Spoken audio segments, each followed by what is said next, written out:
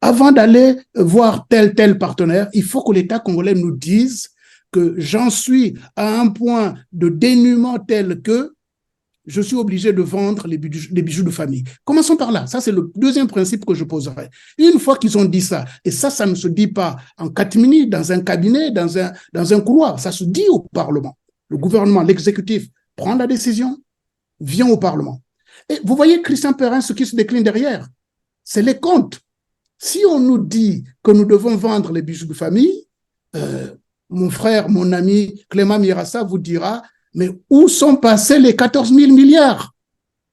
Vous voyez, il faut avoir une cohérence. Là encore, vous parlez de 14 000 milliards, donc l'équivalent de 25 milliards de dollars américains, mais il y a un expert, un consultant congolais, bien sûr Alphonse Maboussou, qui a révélé que finalement, depuis que Denis Sassou Nguesso est revenu, c'est-à-dire son régime, plus de 133 000 milliards ont été déjà dilapidés. Comme vous le disiez tout à l'heure, ce n'est pas l'argent qui manque au Congo. Et là, nous sommes en plein boom pétrolier, on n'en parle pas. L'argent continue à couler à flot. Et donc, on ne peut pas justifier ces accords par un problème de moyens qui se poserait au niveau du Congo. Oui. C'est pour ça que, Christian Perrin, moi, je me refuse à suivre le raisonnement, j'allais dire, plutôt de méandre du gouvernement congolais. Ils veulent nous embrouiller. Donc, restons rigoureux dans l'analyse, dans les principes. Donc, avant qu'on accepte la vente des bijoux de famille, commencez par justifier que le Congo est dans le dénuement total.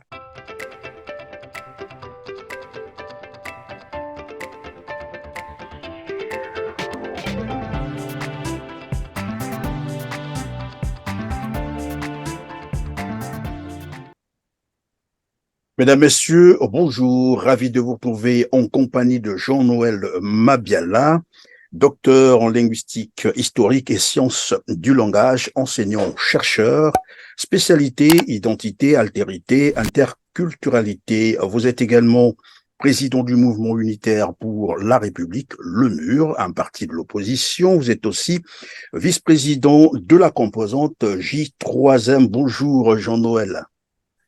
Bonjour Christian Perrin. Merci en tout cas, de m'accueillir merci d'être avec sur votre nous chaîne. sur TLR TV, Renaissance 7, la Renaissance de l'Afrique. Alors, au centre de notre échange, les accords de la discorde signés entre le Congo-Brazzaville et le Rwanda. Des accords qui demeurent encore secrets pour des Congolais qui commencent à se poser donc les questions. Que cachent concrètement ces accords? Pourquoi Denis Sassou Nguesso et son fils ne veulent-ils pas rendre public ces accords qui engagent en réalité le Congo et les Congolais? D'autant plus qu'ils concernent les terres congolaises qui sont vendues, cédées, certainement concédées. Et il y a une autre version qui vient de tomber depuis hier. C'est Anatole Coliné Makosso qui parle désormais d'une autorisation d'occuper. S'agissant du projet de développement agro-pastoral de Yamba, dans le ranch dit de Mayangi. Je rappelle encore, honorable président, et je voudrais rassurer la représentation nationale, qu'il n'a jamais été question d'une cession de terre. Il s'agit d'une autorisation expresse d'occuper, prévue par nos textes, prévu par la loi, prévu par les décrets. Je pourrais les mettre à la disposition des honorables députés. Le législateur nous l'avait déjà indiqué. Aucun étranger ne peut acquérir par cession, par aliénation, tout ou partie de terre en zone rurale. Toutefois, au terme de l'article 32 de la même loi,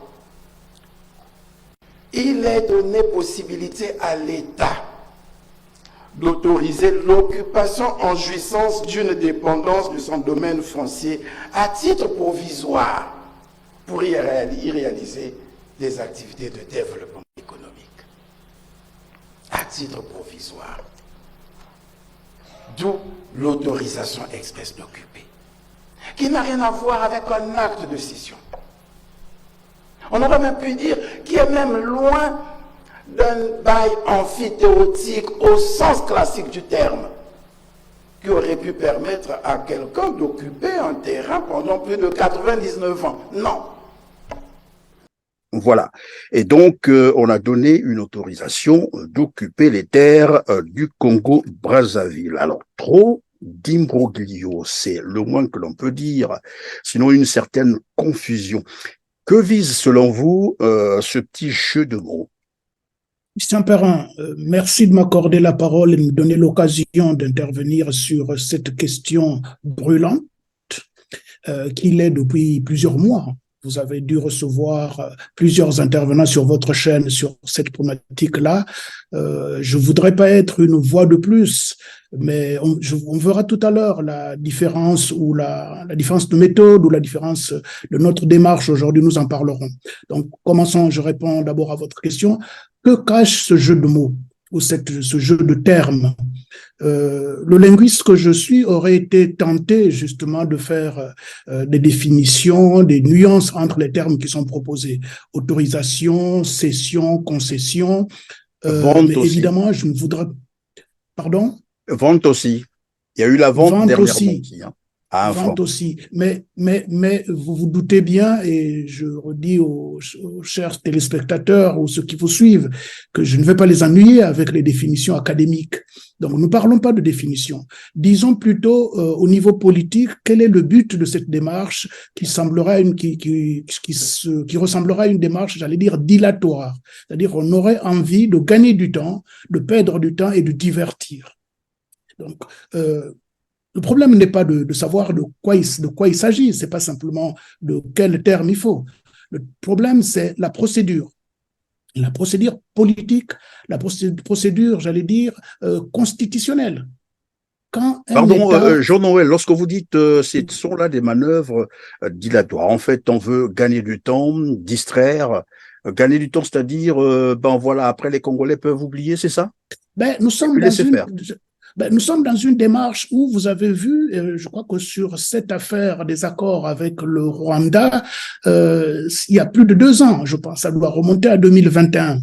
Donc, comment vous voulez que depuis 2 ou 3 ans, il n'y a aucune transparence sur ces accords? Donc, vous savez, nous, depuis qu'on a commencé, ça fait 1 an bientôt que nous discutons de ces questions-là. La première remarque qu'on nous fait, la première critique même qu'on nous fait, mais comment voulez-vous vous prononcer sérieusement sur des accords que vous n'avez pas lus, dont vous n'avez pas pris connaissance? Donc, c'est pour ça que je dis, c'est une démarche dilatoire, c'est une démarche qui consiste à nous divertir, puisque qui empêche l'opinion publique, qui empêche les intellectuels que nous sommes d'accéder à ces textes? C'est l'État congolais, bien sûr. Voyez, on ne demande pas à l'État congolais de nous convoquer les uns les autres pour nous remettre ces textes. Nous demandons à l'État congolais de suivre la procédure normale. Et la procédure normale, je ne suis pas juriste, je ne suis pas constitutionnaliste, mais je crois savoir que la procédure normale dans ce genre d'accord, c'est d'abord qu'ils nous disent quelles sont les parties prenantes de l'accord. Est-ce que c'est des accords entre l'État congolais et l'État rwandais, ou c'est des accords entre l'État congolais et des entreprises privées? Donc là, la question n'est pas déjà claire. Donc, il faut commencer par la question. Une fois qu'on a répondu à la question sur les protagonistes ou les parties prenantes, les parties prenantes, on arrive à la question de la procédure. C'est-à-dire, la procédure normale, à ce que je sache, c'est la signature, la négociation, signature d'un accord. Une fois qu'un accord, surtout s'il s'agit d'un accord d'État-État, il y a la partie ratification. La partie ratification, c'est la partie où le texte est présenté à l'Assemblée, discuté en Assemblée et validé par l'Assemblée, par le Parlement. Ce n'est qu'après cette partie ratification qu'on passe à la mise en œuvre, à l'exécution. Or, il se trouve que depuis 3 ans, nous apprenons qu'il y a eu signature, et jamais nous n'avons eu l'information de la présentation de ces textes au Parlement, et donc nous ne connaissons pas s'il y a eu ratification, et nous sommes presque sûrs qu'il n'y a jamais eu ratification. Et s'il n'y a pas ratification, il ne devrait pas y avoir application. Point. Donc, tout ce qu'on va dire par la suite, M. Collinet, le Premier ministre de son État, devrait commencer par suivre la procédure. Et je crois savoir qu'il est magistrat ou juriste, donc il devait commencer par la procédure. À mon avis, c'est le point de départ de la réflexion. Voilà. Et c'est Alors, le je premier me problème que permettre de nous lire, posons, c'est celui-là. voilà, je vais me permettre de lire un article de la Constitution congolaise du 6 novembre 2015, et puis on va continuer. C'est l'article 44. Voici ce qu'il dit. Tout acte, tout accord, toute convention, tout arrangement administratif ou tout autre fait qui a pour conséquence de priver la nation de tout ou partie de ses propres moyens d'existence tirés de ses ressources naturelles ou de ses richesses est considéré comme crime de pillage et puni par la loi. Il y a un autre article très intéressant d'ailleurs, c'est l'article 219. Nulle cession, nul échange, nulle adjonction du territoire n'est valable sans le consentement du peuple congolais appelé à se prononcer par voie de référendum. Alors, ici, ma question va reposer sur, évidemment, cette confusion que veut s'aimer, j'allais dire, le gouvernement congolais, parce que j'ai dit d'entrée de jeu, Anatole Koliné-Makosso parle désormais d'une autorisation d'occuper. Mais nous savons que au début de ces accords, il y a Denis Christel Sassou Nguesso qui parlait d'un bail amphithéotique. Je vais proposer donc cet élément tout à l'heure. Ensuite, nous avons écouté Thierry Mungala lorsqu'il a rencontré son homologue de la RDC qui parlait aussi des baux amphithéotiques. Il ne s'agit pas forcément de dire, comme je l'ai entendu ici et là, que nous donnons des terres aux Rwandais. L'État ne donne pas ces terres et l'État ne les vend pas. L'État met à disposition, par le mécanisme donc de baux amphithéotiques, donc des espaces de terre à des sociétés. Et ce n'est pas une première au Congo. Nous avons, si je prends par exemple dans le département de la Sangha, nous avons donné des hectares et des hectares à des sociétés malaisiennes pour faire l'exploitation forestière. Donc ça ne veut pas dire que parce que nous avons mis à disposition ces espaces de terre à des sociétés malaisiennes que l'État a donné ou l'État a vendu des espaces de terre. Nous avons antérieurement, dans ce même pays, mis à disposition à des sociétés sud-africaines dans le département de la Bouenza des hectares et des hectares pour faire la culture de maïs. Bon, il n'y a pas eu tous les mois que j'ai pu entendre dans le cadre donc de la mise en œuvre de ces différents accords. Dans le cadre du dossier rwandais, il s'agit d'une société de droit congolais à qui nous avons mis à disposition donc des espaces de terre pour faire donc la culture du ricin, parce que nous avons un projet avec la société Eni.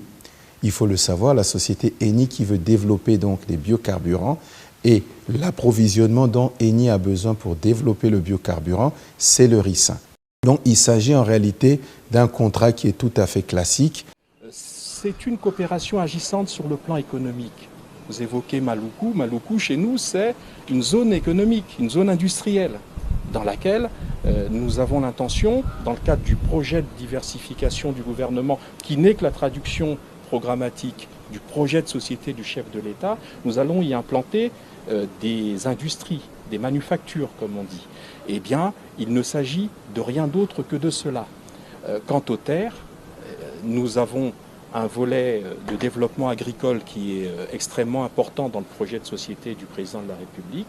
Eh bien, nous avons un certain nombre de partenaires avec lesquels il y a ces baux amphithéotiques, c'est-à-dire la mise à disposition de terres pour que une production agricole permettant de réduire notre déficit alimentaire puisse se produire. Dernièrement, Mabiala a présenté, en fait, a parlé c'était un arrêté, je crois, où on a parlé carrément de la vente de 11 000 hectares de terres à une compagnie qui doit être une compagnie, c'est pas une société malienne, puisque c'est Mali Développement, des terres qu'on a vendues, donc 11 000 hectares, des terres congolaises vendues à 1 franc symbolique.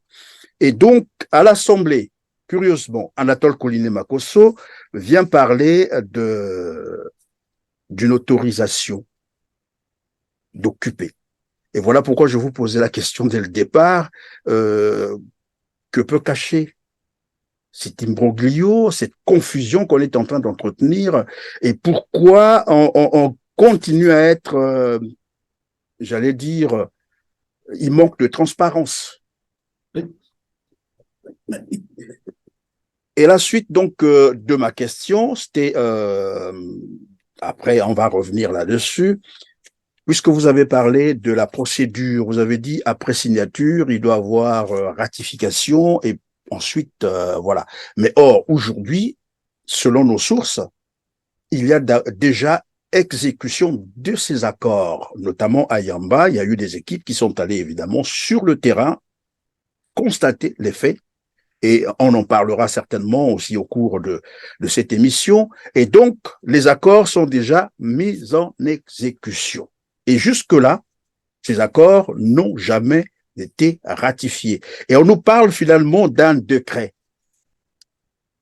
Un décret que Anatole Collinet-Makosso, disons, a fait état, bien pendant qu'il répondait donc aux questions des députés, c'est le décret 2022-2258 du 18 mai 2022 portant autorisation d'occuper une réserve foncière de l'État. Mais est-ce que, au-delà du décret, ce décret ne devait-il pas obéir, bien entendu, à l'article que je venais de lire, par exemple, l'article 219 de la Constitution congolaise, puisque cela concerne les terres congolaises, ce sont des ressources du Congo. Oui, mais il y a, comme vous le dites, il y a plusieurs situations. Il y a plusieurs situations et c'est ça qui est encore plus surprenant. Il y a plusieurs situations.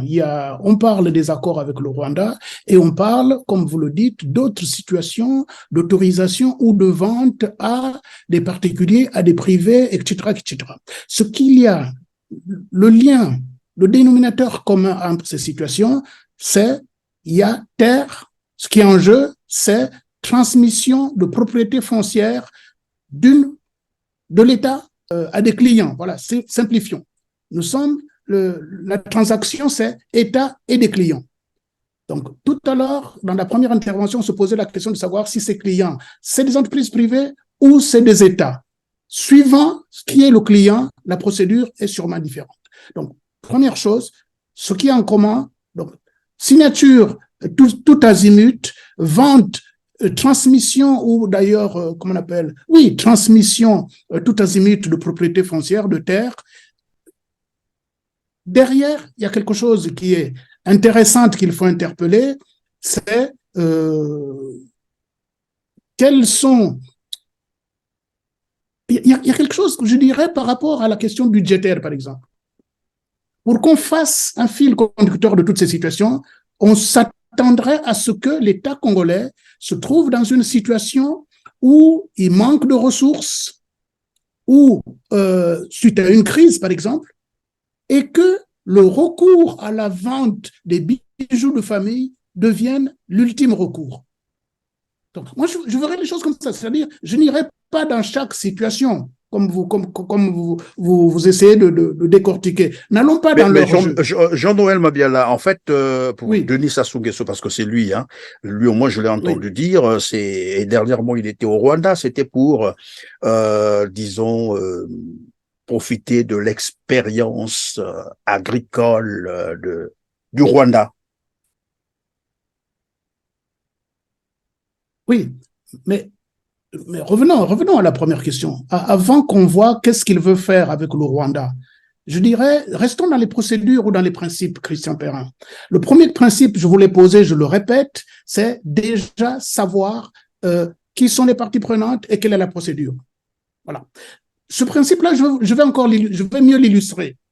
Vous savez, je pense que je n'ai pas les dates en tête, mais l'Union européenne a eu un différend avec la France pendant longtemps, à peu près pendant 10 ans, voire plus. C'est autour, ça c'est dans mon domaine, c'est autour de ce qu'on appelle la charte des minorités. Beaucoup d'États européens, dont l'État français, ont signé la charte des minorités, c'est-à-dire la protection des minorités et la promotion des minorités, notamment les minorités linguistiques. Vous voyez, en France, ça se traduit concrètement par la protection des Basques, des Bretons, des Alsaciens, etc., etc. Il y a eu 2 étapes dans cette procédure. L'État français a signé très vite cette charte. Mais ils ont mis 10 ans, voire 20 ans. Il faut vérifier. Je ne sais même pas si ça a déjà été ratifié. C'est-à-dire que le Parlement français n'a jamais été invité à ratifier ce texte. Pour la simple raison que la France, la nation française, est construite sur 200 ans de monolinguisme, d'uniformisation linguistique. C'est-à-dire qu'on a conduit la France, on a conduit les Français vers une seule langue pendant 200 ans. Et un jour, l'Union européenne leur dit « Ah, mais vous avez fait fausse route, il faut revenir, valoriser toutes les langues que vous avez chez vous. » Voilà un exemple de la procédure entre signature et ratification. Ça, il faut que ça soit clair. Je reviens par la suite. Avant d'aller voir tel partenaire, il faut que l'État congolais nous dise que j'en suis à un point de dénuement tel que je suis obligé de vendre les bijoux de famille. Commençons par là. Ça, c'est le deuxième principe que je poserai. Une fois qu'ils ont dit ça, et ça ne se dit pas en catimini, dans un cabinet, dans un couloir, ça se dit au Parlement. Le gouvernement, l'exécutif prend la décision, vient au Parlement. Et vous voyez, Christian Perrin, ce qui se décline derrière, c'est les comptes. Si on nous dit que nous devons vendre les bijoux de famille, mon frère, mon ami Clément Mirassa vous dira mais où sont passés les 14 000 milliards? Vous voyez, il faut avoir une cohérence. Là encore, vous parlez de 14 000 milliards, donc l'équivalent de 25 milliards de dollars américains. Mais il y a un expert, un consultant congolais, bien sûr, Alphonse Maboussou, qui a révélé que finalement, depuis que Denis Sassou Nguesso est revenu, c'est-à-dire son régime, plus de 133 000 milliards ont été déjà dilapidés. Comme vous le disiez tout à l'heure, ce n'est pas l'argent qui manque au Congo. Et là, nous sommes en plein boom pétrolier, on n'en parle pas. L'argent continue à couler à flot. Et donc, on ne peut pas justifier ces accords par un problème de moyens qui se poserait au niveau du Congo. Oui. C'est pour ça que, Christian Perrin, moi, je me refuse à suivre le raisonnement, j'allais dire, plutôt de méandre du gouvernement congolais. Ils veulent nous embrouiller. Donc, restons rigoureux dans l'analyse, dans les principes. Donc, avant qu'on accepte la vente des bijoux de famille, commencez par justifier que le Congo est dans le dénuement total. Voilà. Troisième principe. Troisième principe, c'est maintenant de quoi parle-t-on? C'est quoi le produit qu'on veut vendre? On parle de vente de terre. Alphonse Maboussou, comme vous l'évoquiez, a parlé du bradage, du siphonnage des recettes du pétrole. Donc là, on parle du pétrole. Mais la terre, c'est encore autre chose. On passe à une autre dimension, Christian Perrin. Puisque le pétrole est même sous terre, justement. Donc, on veut vendre des terres. Donc, sur cette question-là, pareil, mon cher ami, remontons à la source. La source, c'est quoi? Le raisonnement rigoureux veut que quel est l'historique de la propriété foncière au Congo? Ça remonte à quand? Ça nous ramène à la constitution de l'État congolais. C'est-à-dire, anthropologiquement, on sait que on peut aller jusqu'à la présence des humains sur ces territoires-là, la présence humaine sur le territoire congolais, et donc sur le territoire africain de façon générale. La présence humaine remonte à quand? L'État ou les États que nous connaissons aujourd'hui ont quel âge? Ils datent de quand? Une fois qu'on a posé cette question, Christian Perrin, vous voyez, on remonte au rapport entre les terroirs d'avant, les territoires d'avant, les royaumes, voilà. C'est même pas l'organisation politique qui m'intéresse, c'est simplement la présence humaine, culturellement, anthropologiquement. Après arrivent les États, arrive l'administration. Mais la première qui est arrivée, c'est l'administration coloniale, Christian Perrin. Il faut aller dans les archives, dans les études pour savoir comment l'administration coloniale a géré la question foncière en Afrique et au Congo, par exemple. Nous, on en parlera tout à l'heure, on a là aussi un expert, c'est Christian Mayandi, c'est un scientifique gabonais qui mène un travail, une recherche intéressante sur cette question. Pour voir pourquoi je fais ça, c'est pour montrer que l'attitude que prend aujourd'hui l'État congolais est similaire à celle qu'avait l'administration coloniale hier. Donc vous voyez, quand les colons sont arrivés, ils ont dépossédé nos parents de leurs terres. C'est ce qui s'est passé. Ils leur ont enlevé le droit de la propriété, ils leur ont laissé le droit, comme on appelle l'usufruit, je crois que c'est comme ça que les juristes appellent ça, juste le droit d'utiliser, d'occuper, d'utiliser pendant que vous êtes là, mais vous n'êtes pas propriétaire de votre terre. Vous voyez le niveau d'aberration En fait, vous d'ignominie, êtes en train d'aberration. de vouloir dire que finalement, le régime Sassou Nguesso est un régime d'occupation et qui prend les Congolais pour des esclaves, c'est ça? Sans Ben, droit. régime d'occupation, Christian, régime d'occupation, régime de prédation, régime de, j'allais presque dire, de déshumanisation. Quand vous sortez quelqu'un de sa terre, quelle différence entre l'envoyer en esclavage aux Antilles, aux Amériques, et l'envoyer, le déloger, ne serait-ce que de 2-3 kilomètres? On est dans la même logique, humainement, anthropologiquement par là, on est dans la même logique. C'est-à-dire qu'on ne respecte pas le sacré. La terre, c'est sacré. Voilà, Christian Perrin. Je vous prends là 3 points. La procédure au départ, dans la signature de ce genre, la procédure dans ce genre de partenariat, la question de le motif. Donc, l'État congolais n'aurait-il plus assez de ressources pour vendre les bijoux de famille? Et le 3e point, mais qu'est-ce qu'on vend? Peut-on vendre une terre comme un bout de pain? C'est ça la question fondamentale. Et ça, je pense que vous savez, j'ai jamais eu l'occasion, je pense que c'est peut-être la 2e ou la 3e fois que j'interviens chez vous, j'ai rarement eu l'occasion de m'exprimer dans les médias. Mais vous savez, je suis collègue de M. Koliné Makosso. J'ai été au lycée avec Koliné Makosso. J'étais en terminale, lui, il était en seconde pédagogique à l'époque. Je vous remonte à, j'ai un bac 1985. Donc, c'est pour dire que M. Makosso n'est pas idiot. Koliné Makosso n'est pas un idiot.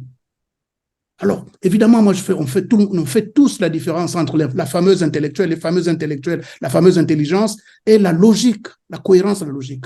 Nous avons ce défaut-là d'être des cadres formatés et qui n'arrivons pas à poser les Pardon, Jean-Noël. Je termine par ce point-là, Christian Perrin. Je termine par ce point, c'est-à-dire que le décalage entre le droit, ce qu'on appelle le droit traditionnel, et le droit moderne pose problème aux juristes congolais. Jean-Noël Mabiala, vous étiez en train de dire tout à l'heure que ce n'est pas un problème de moyens financiers qui manque au Congo-Brazzaville. De toute façon, tout le monde sait que le Congo est un pays producteur du pétrole, 3e en Afrique subsaharienne, avec une production de 350 000 barils par jour. Voilà. Et tout à l'heure, je disais d'ailleurs, nous sommes en plein boom pétrolier. Le prix du baril a encore augmenté. Et voilà, on parlait également des 14 000 milliards qui normalement devraient servir, c'est ça, aux générations futures. C'est l'argent du fonds des générations futures. Tout cet argent a disparu et c'est l'équivalent tout de même de plus de 7 ans du budget congolais. Alors, mais qu'est-ce qui peut donc expliquer que Denis Sassou Nguesso, j'allais dire, lui et son fils, la vérité c'est ça, après on pourra nous démontrer le contraire, se lance finalement dans cette entreprise de vouloir brader toutes les terres du Congo-Brazzaville? Oui, je pense que par rapport à tout ce qu'on a commencé à développer tout à l'heure, je dirais, pour répondre clairement à cette question, j'aurais 3 éléments. Le premier, c'est toujours des questionnements, j'ai pas de réponse, je n'affirme rien. Le premier élément, c'est compétence. Est-ce que ceux qui entreprennent cette aventure sont compétents? Je vous prends un exemple. Ces accords, il y a plusieurs accords. Or, ces accords semblent être négociés, instruits par le ministère de M. Christel Denis Sassou Nguesso. Il y a certainement une collaboration entre les différents ministères, mais on n'a pas vu, j'allais dire, la transversalité gouvernementale. On n'a pas vu que c'est le premier ministre, chef du gouvernement, qui coordonne tout ça. C'est pas le chef d'orchestre. Donc, on peut se poser la question de la compétence. Est-ce que le ministère de Christel, je dirais le ministère gadget de Christel Denis Sassou Nguesso, a les ressources nécessaires pour instruire des dossiers sur des accords militaires, sur des accords agricoles, sur des accords sur les mines? Donc, regardez la panoplie des accords qu'il y a dedans. Y a-t-il les ressources nécessaires dans ce ministère? On peut en douter. Donc, première question, question de compétence. Deuxième question, question de transparence, vous l'avez évoqué. Peut-on imaginer que des accords d'une telle importance soient annoncés dans une relation, dans une réunion visiblement privée, occulte? Vous avez dû voir, nous avons tous vu cette vidéo de M. Christel Denis Sassou Nguesso parlant de ces accords-là, presque en aparté, presque en catimini. Et cette réunion-là, il se trouve il me semble qu'il y avait les 2 présidents. président congolais. Absolument, oui. On va donc proposer un extrait à nos téléspectateurs et on revient sur le plateau. Suivez. Deuxièmement, le projet relatif à la culture du ricin en République du Congo. Les travaux réalisés entre la société Crystal Venture Limited et le ministère en charge des affaires foncières ont permis d'identifier les terrains dans les départements du Niari, de la Bouenza et du Poul. Il y a aujourd'hui près de 121 000 hectares qui sont disponibles sur les 150 000 hectares escomptés pour la réalisation de ce projet. L'expérimentation du projet sera localisée à Loudima, dans le département de la Bouenza. Un bureau d'études suisse est à pied d'œuvre pour réaliser les études de faisabilité de ce projet qui pourrait être bouclé d'ici la fin du mois d'août 2023. Par ailleurs, la société Eni est actuellement en train de procéder à des tests pour détecter la meilleure semence à cultiver au Congo. Depuis 2 semaines, des ingénieurs sont en train d'effectuer des tests de sol à Loudima. C'est au terme de tous ces travaux que la période d'implémentation du projet pourra être fixée. Troisième projet, le projet de développement agropastoral à Yamba dans le ranch de Massangi. Une autorisation express d'occuper 11 000 hectares de terre au profit des fermiers rwandais a été délivrée par les autorités congolaises compétentes pour le développement de ces activités agropastorales. À Yamba, les premiers tests de rentabilité de la culture de maïs ont été réalisés avec succès et ce projet va se poursuivre à une plus grande échelle. Voilà, donc on peut continuer. Vous disiez que les accords qui sont annoncés dans un... voilà, on parlerait d'une chambre. C'est une réunion clandestine, presque dans une chambre d'hôtel.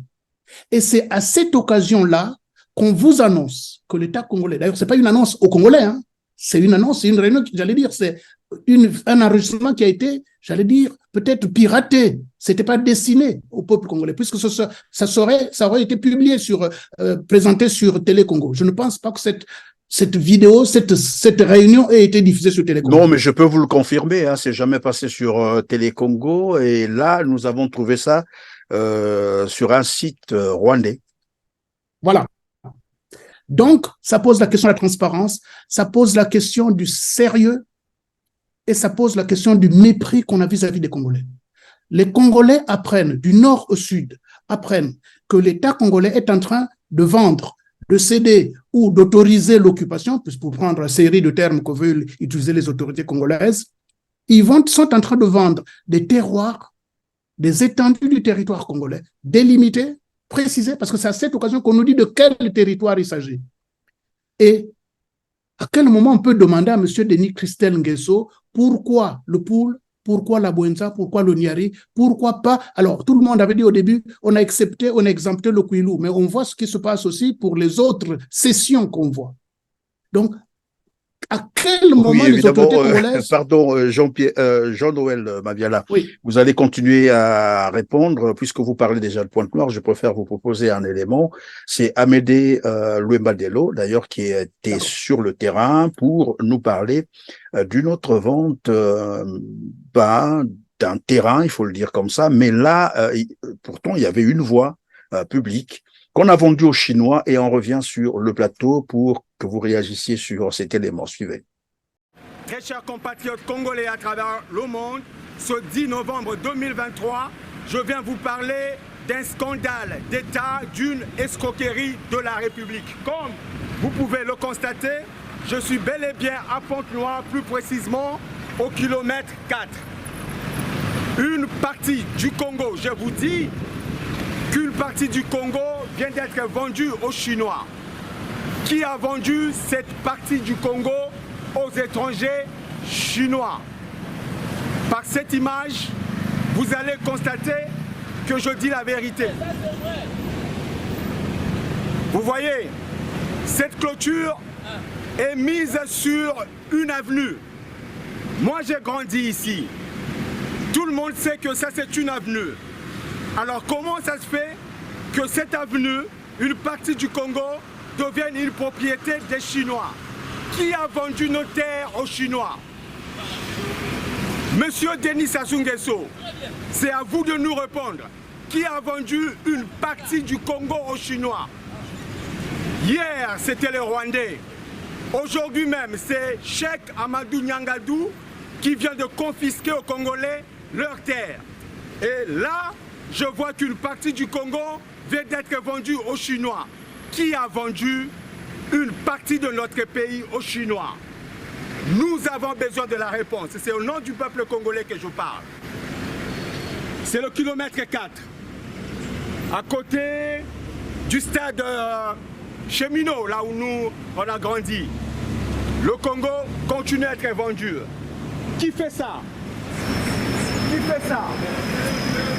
Nous voulons bien que vous soyez président de la République, mais nous n'accepterons jamais que vous donniez notre pays aux étrangers, parce que nous n'avons que le Congo. Tout ce qui nous reste, c'est le Congo. Si vous vous mettez, M. Denis Sassou Nguesso, à vendre nos terres aux étrangers, nous allons devenir quoi? Nous ne nous laisserons pas faire. Qui a vendu cette avenue en face de l'école CTI aux Chinois? Nous avons besoin de la réponse. Je suis très en colère. Hein? C'est non loin de la gendarmerie nationale, la direction de la gendarmerie nationale. Le Congo est vendu. Nous avons besoin de la réponse. Les Chinois, propriétaires de l'entreprise BUTC, ont acheté une avenue du Congo, plus précisément à Pointe-Noire. C'est inacceptable. Bien voilà, vous venez de suivre avec moi cet élément. Alors, que vous inspire ces pratiques finalement? On ne vend pas seulement les terres aux Rwandais, on en vend, bon, et ni encore, on ne sait pas si c'est toujours le Rwanda qui est derrière, puisque là-bas c'est la culture du ricin. Après, on vend des terres aux Maliens, pour une société malienne, Mali Développement, je l'ai dit d'entre deux jeux. Et là, et ce que Abédé Luemba Dello vient de nous montrer là, c'est devenu courant, surtout à Pointe-Noire. Oui. Partout, on est en train de le vendre et souvent, les acheteurs, c'est des Chinois. Mais là encore, il faut qu'on se pose la question, lesquels se cachent derrière ces Chinois-là? Mais bref, je voulais d'abord votre réaction sur cet élément d'Abédé Luemba Dello. Ma réaction, elle est pareille, je dirais toujours de façon systématique. Qu'est-ce qu'il y a de commun entre ces différentes ventes? C'est l'instabilité, c'est comme on appelle la distillation de l'instabilité. On déstabilise les Congolais, on distille l'insécurité, parce que l'insécurité foncière, c'est quelque chose d'inimaginable. On n'a jamais eu ça jusqu'ici. On a eu l'insécurité physique, on a eu l'insécurité parce qu'on avait peur de notre vie, qu'on nous assassine. Et là, on est dans la déstabilisation. C'est ce qu'on appelle, le terme anglais, c'est land grabbing. C'est-à-dire, le sol se dérobe sous vos pieds, entre guillemets. C'est ça l'image qu'on a. Vous êtes debout, on vous tire, comme si on vous tirait le tapis pour vous déstabiliser. C'est ça qui est fondamental. Donc moi, ce que m'inspire cette stratégie, cette stratégie de harcèlement des Congolais, c'est cette image de land grabbing, de l'accaparement de terre, c'est-à-dire que on vous arrache le tapis pour vous déstabiliser, pour vous faire tomber. Et ça, c'est fondamental. Là aussi, on peut le prendre au niveau sociologique, on peut le prendre au niveau anthropologique, on peut le prendre au niveau économique. On peut faire des analyses pour savoir justement quelles sont les stratégies qui derrière, les conséquences de cette politique-là, si on peut appeler ça une politique.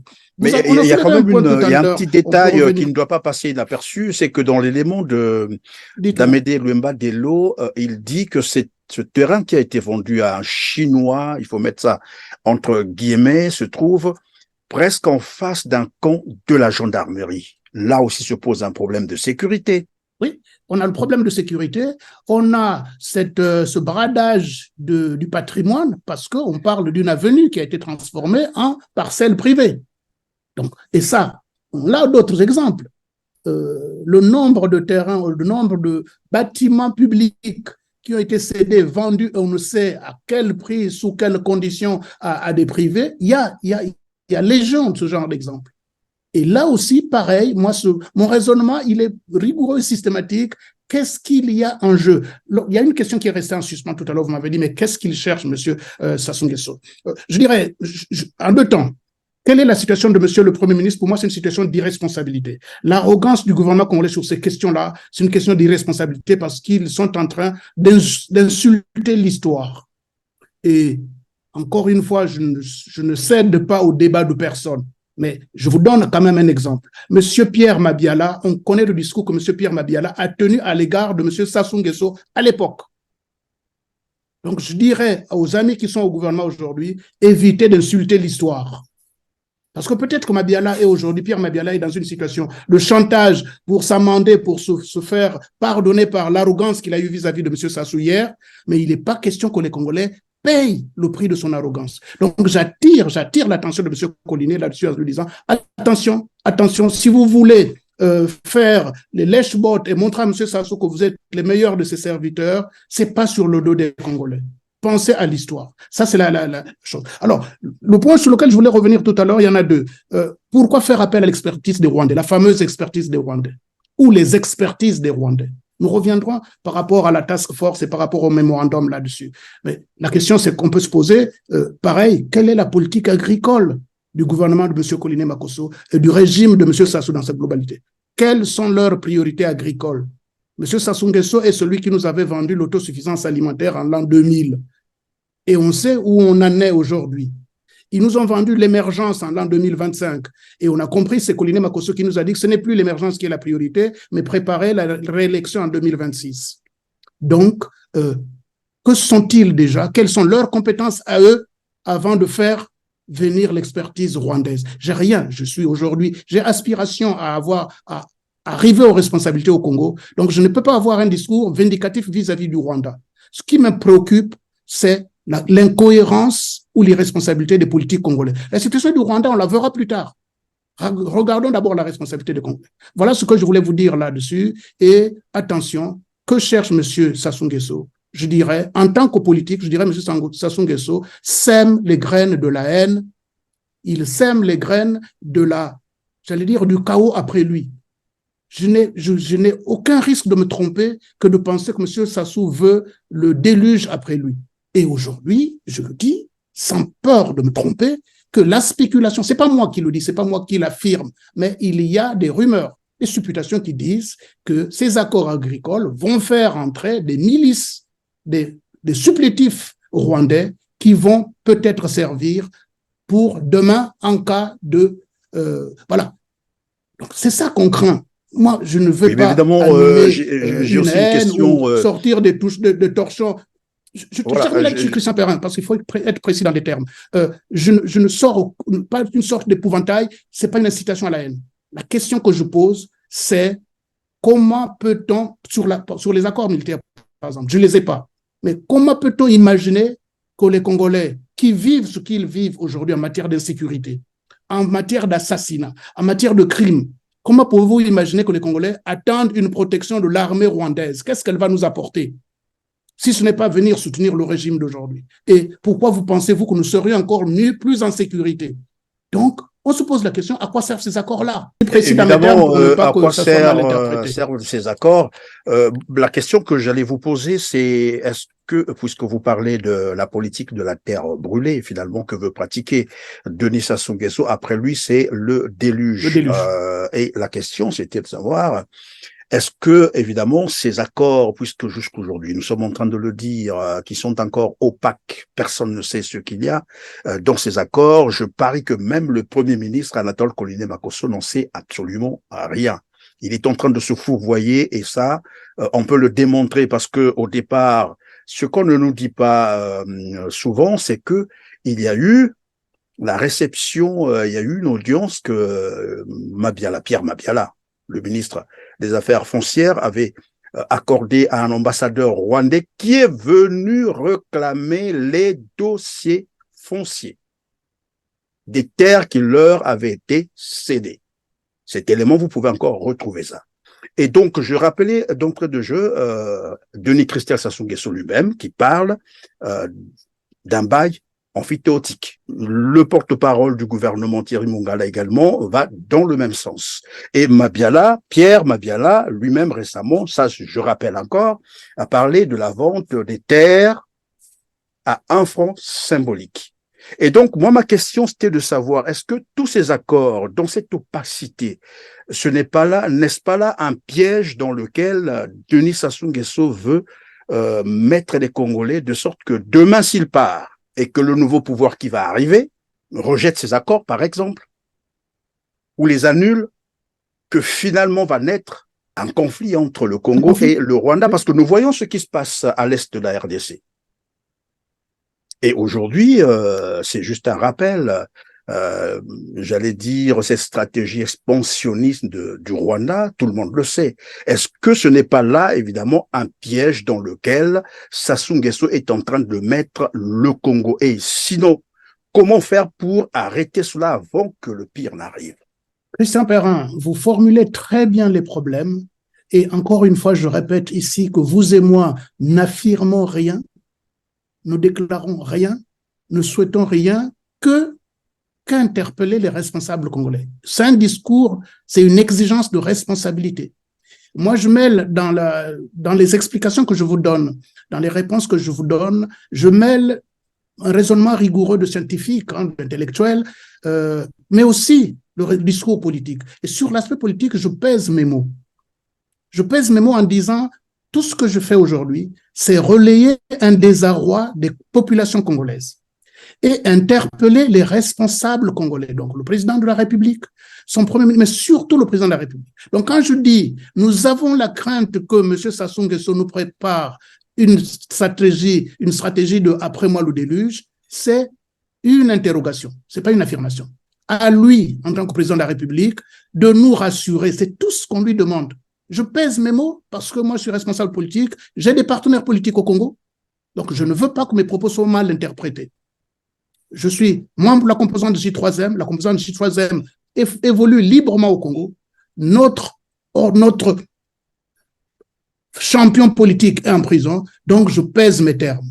Je dis à M. Sassou, tout ce qu'on lui demande, c'est de répondre à la préoccupation des Congolais, de faire de la transparence, de nous prouver que son gouvernement est compétent, ce dont nous doutons. Et ça, moi, j'en doute en disant, M. Sassou, non, vous pouvez trouver mieux parmi les ressources, dans son entourage même. Je ne lui demande pas de venir me recruter, moi, comme ministre. Ce n'est pas ça mon propos. Il peut trouver des gens plus compétents et plus responsables. C'est ce que nous lui demandons. Je ne conteste pas son régime aujourd'hui. Ce n'est pas ma volonté. Mais nous lui demandons de prendre ses responsabilités vis-à-vis de la nation, donc de nous éclairer sur ces questions et de nous rassurer pour aujourd'hui et pour l'après, d'où la question que vous posez tout à l'heure. Pour l'après, qu'il nous rassure, et sur cette question-là, pour l'après, nous irons dans le travail que nous parlerons par rapport au mémorandum, nous interpellerons les autorités rwandaises aussi. Alors voilà, donc venons-en évidemment à la conférence de presse sur le mémorandum. Est-ce qu'on peut revenir sur les grandes lignes, quels sont les objectifs visés et lesquels ont initié cette conférence de presse sur les accords, que vous disiez, les accords de la discorde. De la discorde, exact. Nous avons choisi... Tout à fait. Nous avons choisi de qualifier ces accords d'accords de la discorde parce que nous venons de passer 1 heure à voir comment et les contradictions du régime et les craintes des populations congolaises, des populations des pays voisins. Et jusque-là, il nous manque peut-être de savoir qu'en pensent les populations rwandaises. Y a-t-il eu signature, ok, mais y a-t-il eu ratification du côté du Parlement rwandais? C'est intéressant d'aller savoir ça aussi. Les populations rwandaises, le peuple rwandais est-il prêt à la réciprocité? Ça, c'est une autre question. Donc, le mémorandum, l'initiative mémorandum a été lancée par la composante J3M à l'occasion du passage en France du président de la composante J3M, Jean-Félix Dembatello. Nous avons mis en place, le 9 septembre dernier, une task force, juste simplement une structure opérationnelle de la fédération d'opposition. Qu'est-ce que cette structure opérationnelle a de plus ou a de nouveau? 3 choses. Nous avons mandat, vocation, volonté de rassembler les Congolais mieux qu'on l'a fait jusqu'ici. C'est une prétention, c'est un objectif. Deuxième chose, nous impulsons une unité d'action.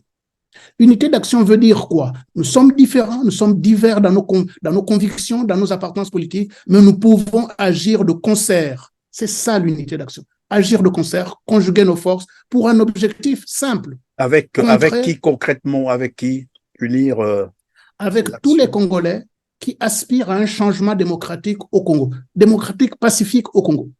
Nous appelons tous les Congolais qui aspirent à un changement démocratique pacifique au Congo à nous réunir, pas pour monter un parti politique, mais à nous concerter chaque fois que nous voulons mener une action. Si nous voulons contester les accords dont on parle, mettons-nous ensemble, indépendamment de nos divergences. C'est ce que nous souhaitons aujourd'hui, cette unité d'action. Et la dernière chose... distinction, ça veut dire que même les membres du Parti congolais du travail peuvent vous rejoindre. Mais bien sûr. Christian Perrin, moi je suis pas un politicien, je ne sais pas de quelle époque. C'est juste une question. Hein. Je me suis engagé en politique en 2016. En 2016, je sais la dynamique que nous avons lancée derrière Jean-Marie Michel Mokoko. Je connais des membres du PCT qui sont dans cette dynamique, qui sont engagés dans cette dynamique avec nous. Je peux vous citer le professeur Charles Bourreau, ancien ministre de la Défense quand même, mais qui a refusé la violation de la Constitution, la modification de la Constitution en 2015. Il a rejoint la dynamique Jean-Marie Michel Mokoko. J'ai du respect pour ce professeur-là que j'ai eu d'ailleurs, bon, pas directement comme enseignant, mais j'étais à la fac à Brazzaville quand lui, il est arrivé, il enseignait. Donc je le respecte en tant que mon enseignant. Et lui, il n'a jamais renoncé à ses valeurs du PCT. Il voit des valeurs dans le PCT tel qu'il a été. Mais vous savez, le PCT, nous étions jeunes, nous avons eu des Camille Bongo comme dirigeants du PCT. On sait ce que valent ces cadres-là. Oui, mais parce qu'il y a aussi, Jean-Noël Mabiala, il y a ce qu'on appelle la responsabilité collective, parce que tout le monde sait aujourd'hui au Congo, ce que vit le Congo aujourd'hui, c'est bien la responsabilité du Parti congolais du travail, donc le PCT. Il y a naturellement cette responsabilité collective. Oui, mais nous avons connu, je vous prends que cet exemple-là de Charles Boao, nous avons connu des cadres du PCT qui ont refusé la bêtise. Donc, je dis, le rassemblement que nous lançons, nous, n'exclut personne, sans exclusive. Et c'est ce que nous demandons à M. Sassou, c'est-à-dire que le pays est dans le chaos, qu'il ait la responsabilité, là encore, de réunir les Congolais autour d'une table sans exclusive. Nous, notre task force fait déjà cette démonstration d'une démarche sans exclusive. Et le vous êtes en train de parler en d'autres termes, sinon pour être un peu précis, vous parlez là d'un dialogue. Non, la task dialogue force... avec Denis Sassou Nguesso. Alors, si M. Sassou Nguesso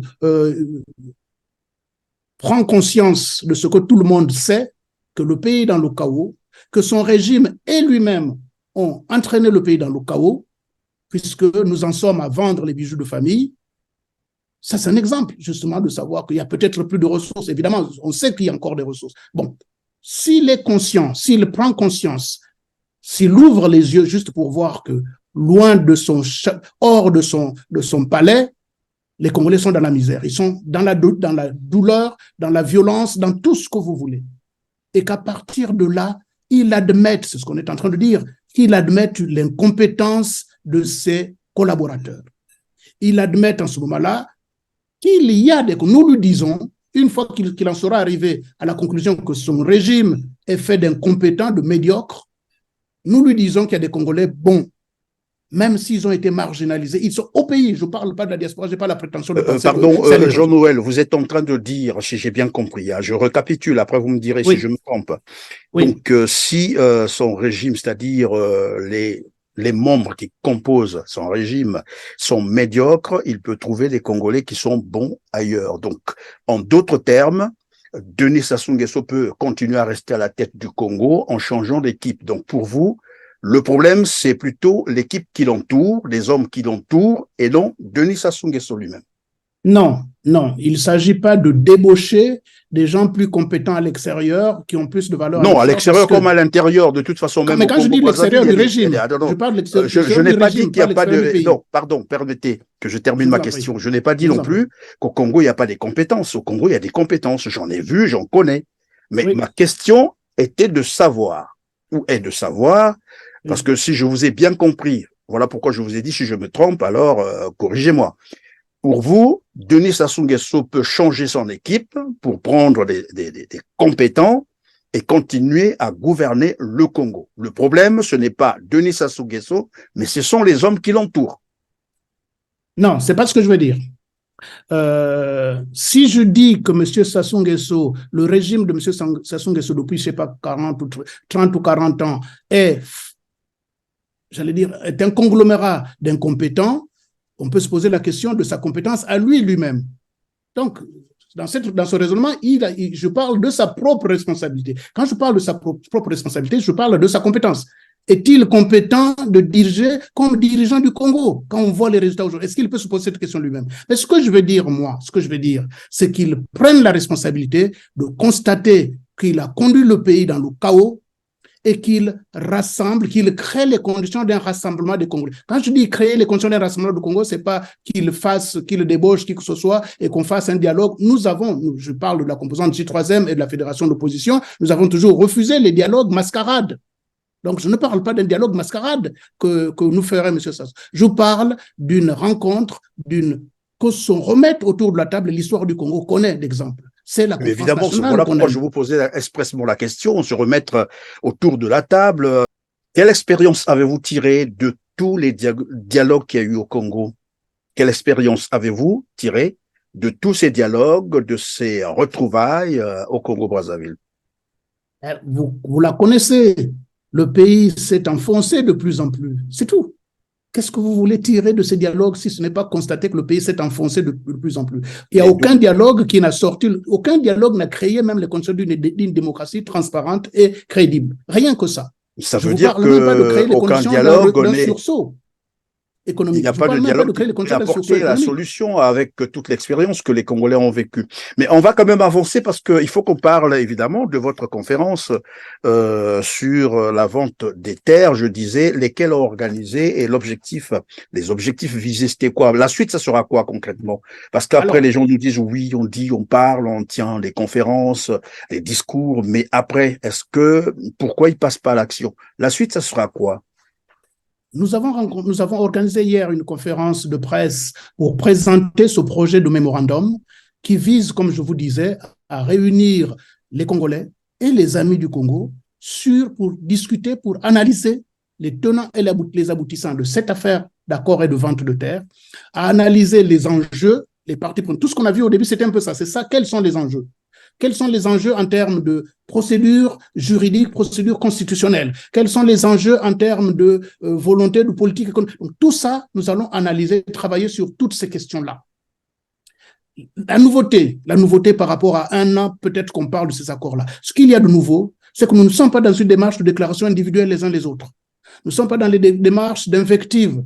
Nous sommes dans une démarche de dire, il y a un problème, asseyons-nous, donnons-nous les moyens de connaître, d'analyser et surtout, et c'est ça l'objectif, c'est interpeller tous les responsables congolais, les responsables rwandais et les responsables à l'échelle internationale. Il y a des institutions, il y a des organismes qui ont vocation à prévenir les crises que nous pressentons aujourd'hui à cause de ces accords. C'est ça notre travail, c'est-à-dire un document qui va rassembler le diagnostic, les préoccupations, les analyses des scientifiques, puisque nous allons le faire de façon scientifique, c'est-à-dire les économistes vont participer, les anthropologues, les historiens, les politiciens. Nous allons faire un travail, les juristes, méthodique, rigoureux. Ce support-là nous aidera à avoir un support de plaidoyer pour aller vers les partenaires, pour aller vers les instances, pour dénoncer ou exiger des réponses. Nous ne sommes pas, comme j'ai dit dans l'invective, nous allons avoir les arguments, les éléments pour aller exiger des réponses. Et sur ce travail-là, on nous a reproché quelque chose. On dit, mais vous allez engager un travail sur des accords dont vous ne connaissez pas la teneur. Et la réponse, elle est simple. Comment voulez-vous qu'on croise les bras face à une volonté d'opacité que nous avons vue jusqu'ici, puisque le gouvernement fait exprès de ne pas rendre ce texte public? Si on croise les bras, on fait le jeu du régime. Donc, nous allons utiliser déjà des sources documentaires, voir ce qui se passe ailleurs. Prenez l'enjeu de risque de conflit, le fameux enjeu de risque de conflit. Mais il y a des études là-dessus. La situation du Rwanda est qualifiée par certaines études de situation belliqueuse. Il y a des articles là-dessus. Donc, nous allons exploiter toutes ces données pour savoir Quelle est la position du Rwanda dans la sous-région? Quelle est la position du Rwanda à l'international? Comment le Rwanda utilise le drame qu'ils ont vécu en 1994 pour, en quelque sorte, clouer le bec, entre guillemets, aux institutions internationales qui pourraient lui exiger une certaine transparence, une certaine volonté dans les rapports, par exemple, avec la RDC. Donc, nous allons faire ce travail-là, méthodique, rigoureux, d'études, le rassemblement des données d'études, pour qu'on bâtisse des recommandations, pas seulement des vœux pieux, mais une stratégie d'aller vers les partenaires. Et le premier des partenaires, c'est l'État congolais. Nous irons vers l'État congolais pour lui demander, pour lui poser toutes les questions que nous sommes en train de poser aujourd'hui. Évidemment, dans un contrat, il y a deux partenaires, c'est-à-dire, et dans le cas sur quoi nous sommes en train d'échanger, il y a le Congo, il y a le Rwanda. Le premier partenaire, vous avez dit, c'est le Congo. J'imagine que vous allez aussi écrire à l'État rwandais, naturellement. Et voilà, je vous laisse un peu répondre à cette question pour quelques secondes parce que nous sommes arrivés à la fin. Nous n'allons pas qu'écrire, nous allons faire toutes les démarches nécessaires pour nous faire entendre de toutes les autorités. Il y a trois types il y a les autorités congolaises, les autorités rwandaises, les autorités de la sous-région, parce que ça ne concerne pas que le Congo et le Rwanda, et j'ai dit les autorités internationales. Donc nous allons, c'est pas simplement une lettre, je vous réserve en tout cas l'information par la suite de toutes les actions que nous allons mener dans cette série-là. Et la dernière action en vue, il ne faut pas que j'oublie de le dire, puisque nous sommes à la fin, comme vous le dites, nous organiserons une conférence internationale, une grande conférence internationale, courant 2024, avec un comité scientifique présidé par le professeur Charles Bouao, avec le docteur Noël Magloire Ndoba, avec une conférence d'ouverture d'Alain Mabankou. Donc, nous avons les outils, les éléments pour aller au bout de notre raisonnement, d'un travail scientifique rigoureux. Et cette tribune-là de la conférence nous permettra encore de donner plus d'ampleur à notre requête, à notre stratégie de plaidoyer. Voilà ce que nous envisageons par rapport à ça. C'est-à-dire que le travail collectif, collégial que nous menons aujourd'hui a le mérite justement de ne pas le faire dans le cadre individuel des uns des autres, mais dans le cadre groupé, où nous allons mettre ensemble nos intelligences face à ce problème. Donc, nous disons aux Congolais qu'il ne faut pas désespérer. Nous avons les ressources d'exiger à l'État congolais le respect qu'il nous doit, d'exiger à l'État congolais la préservation du patrimoine, parce que c'est de ça qu'on parle. Le reste, comme je l'ai dit au départ, c'est de la, comment dire ça, c'est de la manipulation, c'est de la diversion. Le problème de fond, il est là. On parle de la terre, on ne parle pas de bout de pain, on ne parle pas de pétrole, on parle de la terre. Et ça, nous devons nous lever pour pas crier, pas manifester, mais organiser un cadre pour exiger des réponses. Nous devons exiger des réponses. Dans un cadre constitutionnel, la Constitution du Congo telle qu'elle aujourd'hui, les Congolais peuvent s'exprimer et exiger des réponses. Voilà, c'est la fin de cette émission. Merci Jean-Noël Mabiala d'avoir été avec nous sur TELAR TV R7, la renaissance de l'Afrique. Je rappelle que vous êtes président du mouvement unitaire pour la République, le MUR, un parti de l'opposition congolaise. Vous êtes également vice-président de la composante J3M. En tout cas, merci d'avoir été disponible pour nous. Merci à vous aussi, mesdames, messieurs, de nous avoir suivis aujourd'hui. Juste un petit rappel, comme tous les jours d'ailleurs, c'est de cliquer sur le petit pouce en l'air, juste en bas de cette vidéo. Ainsi, vous allez nous aider à atteindre un plus grand nombre de téléspectateurs après avoir partagé massivement cette émission. Dites-nous également en commentaire ce que vous en pensez, des petits gestes pour contribuer évidemment à cette activité médiatique. On se dit au revoir et à très bientôt. Merci.